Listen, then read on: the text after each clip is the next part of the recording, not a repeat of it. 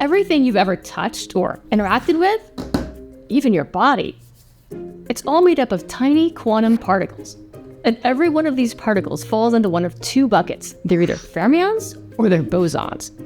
The stuff you can touch is made up of fermions.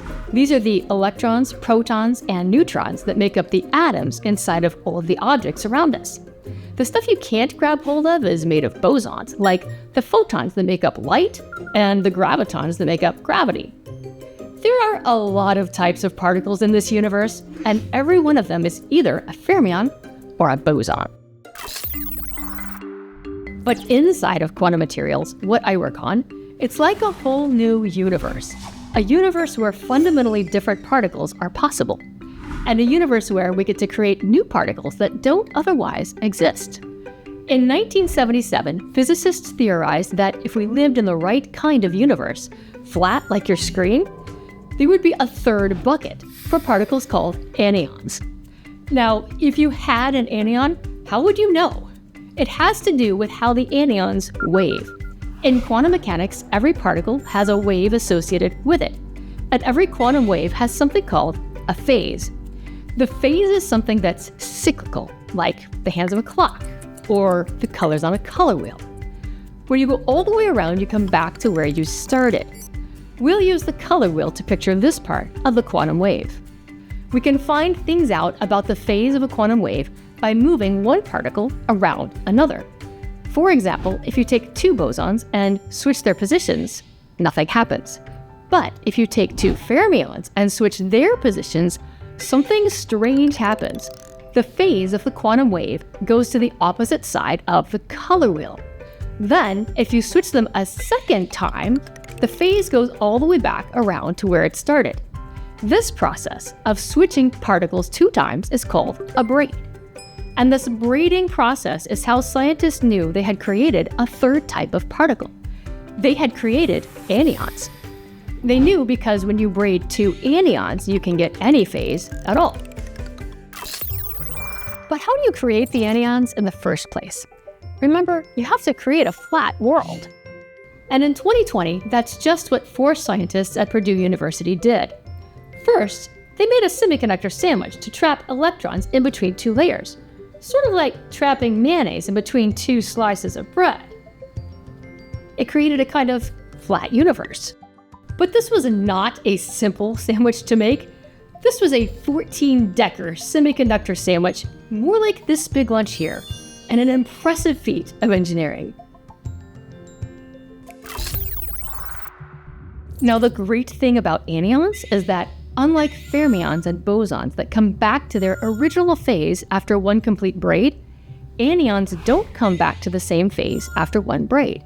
They can have any phase after being braided, which is why they're called anyons. This special braiding property of anyons that's totally different from fermions or bosons was shown by watching what happens when a quantum wave takes 2 paths and then comes back together. When waves come together, they can either help each other out or they can fight against each other. If they have the same phase, the 2 waves help each other out and the overall wave increases.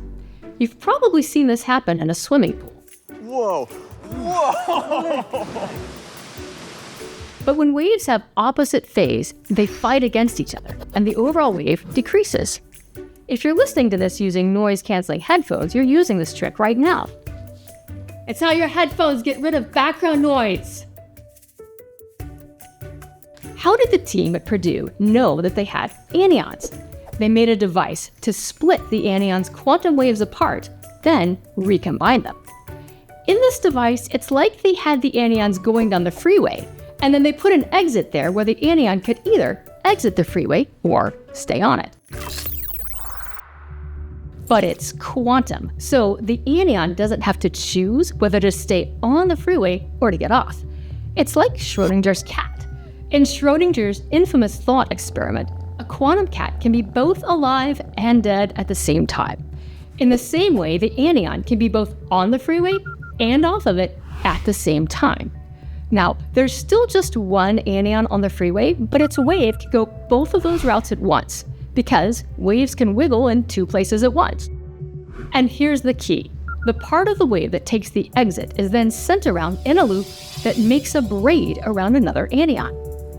And when you braid two anyons, it changes the phase of the wave.